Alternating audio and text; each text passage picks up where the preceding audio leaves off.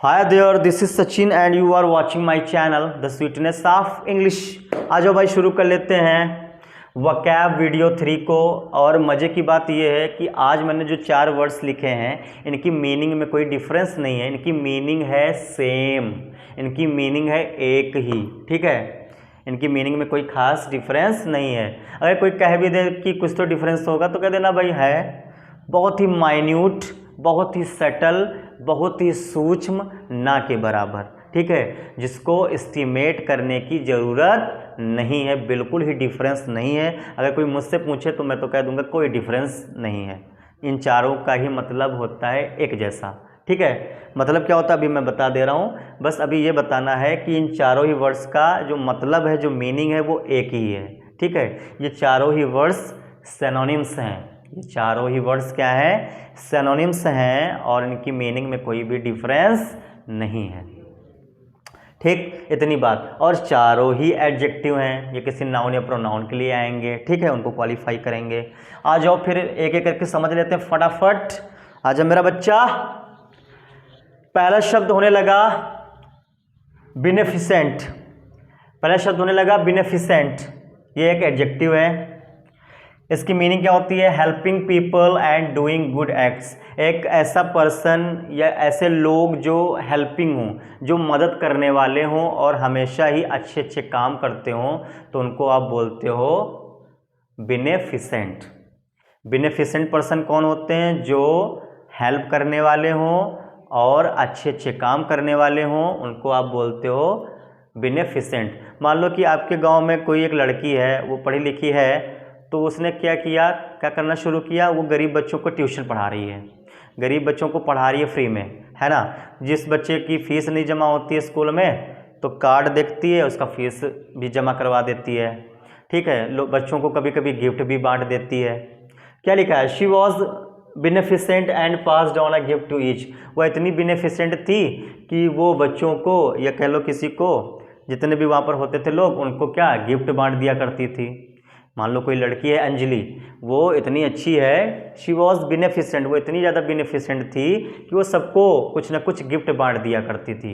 तो मैंने स्टोरी बताई ना, मान लो आपके गांव में कोई लड़की है, वो सबको फ्री में पढ़ा रही है, किसी की फ़ीस जमा कर दे रही है, किसी के लिए कुछ अच्छा कर दे रही है ना। तो क्या कह देंगे कि वो लड़की कैसी है? बेनिफिसेंट है। ठीक है, तो बेनिफिसेंट क्या है? एडजेक्टिव है। यहाँ पर देखो, she was beneficent and passed on a gift to each. वह बेनिफिसेंट थी और उसने सबको गिफ्ट बांटा था, सबके लिए गिफ्ट डिस्ट्रीब्यूट किया था। तो ये बेनिफिसेंट कौन है? शी है। तो ऐसा शब्द जो प्रोनाउन के लिए आता है उसे क्या कहते हो? एडजेक्टिव कहते हो कि नहीं कहते हो? तो ये बेनिफिसेंट क्या हो गया? बेनिफिसेंट क्या हो गया? एडजेक्टिव हो गया। ठीक है, she was beneficent, she is beneficent, तो एडजेक्टिव है शब्द। तो बेनिफिसेंट का मतलब समझ गए ना? ऐसा पर्सन जो किसी की मदद करने वाला हो, है ना, और अच्छे अच्छे काम करने वाला हो किसी के लिए, उसको बोलते हो बेनिफिसेंट। आ जाओ वर्चुअस।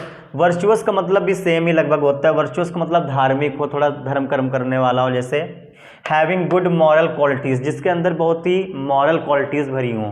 ठीक है, एंड बिहेवियर, और इसका बिहेवियर कैसा हो? मॉरल हो, बहुत ही having good moral qualities and behaviour. ऐसा पर्सन जिसकी क्वालिटीज़ मॉरल हो, है ना, बहुत ही मॉरल क्वालिटीज़ उसके अंदर हैं, है ना, नैतिकता से वो भरा पड़ा है, और उसका बिहेवियर भी बहुत ही अच्छा है। जैसे मान लो, अब इसका एग्जांपल देखना, he is virtuous in this type of bad situation. वो क्या है? बड़ा ही वर्चुअस है, बड़ा ही धार्मिक है। In this type of bad situation, इस बैड सिचुएशन में भी, इस बैड कंडीशन में भी वो कैसा है? बहुत ही वर्चुअस है। कैसे? मान लो मैं आपको एग्जांपल देने लगा। मान लो एक लड़का है और वो 3-4 लड़कों के साथ में जॉब करता है, तो वो लड़का तो बड़ा ही अच्छा है, और जो 3-4 लड़के हैं वो बहुत ही पीने खाने वाले हैं, है ना, पीने खाने वाले हैं। तो और वो कैसा लड़का है? वो अपना चोटी तिलक जनेऊ वाला है, हमेशा ही धर्म कर्म की बात करता है, हनुमान जी का भक्त है। ठीक है, उनको बिना भोग लगाए कुछ नहीं खाता।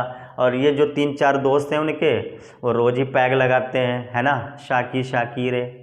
तो एक बार क्या हुआ कि ये दोस्त इसको पार्टी में ले जा रहे हैं। तो पहले ना ना ना कर रहा था, लेकिन दोस्तों ने इसको बैठा लिया गाड़ी में, और सारे दोस्त बढ़िया कार के पीछे, बारात में कार के पीछे खड़े होकर डिस्पोजल वाले गिलास में चीयर्स, और ये बेचारा दूर से देख रहा था, है ना।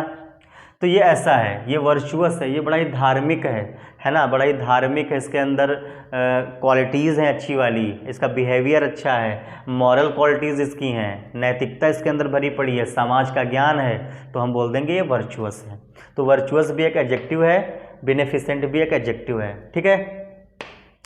आ जाओ, तो समझ गए ना, वर्चुअस किसको कहेंगे? जो धार्मिक हो, जो थोड़ा धर्म को मानता हो, दान पुण्य करने वाला हो, जिसके अंदर दया हो, ये सब चीज़ें।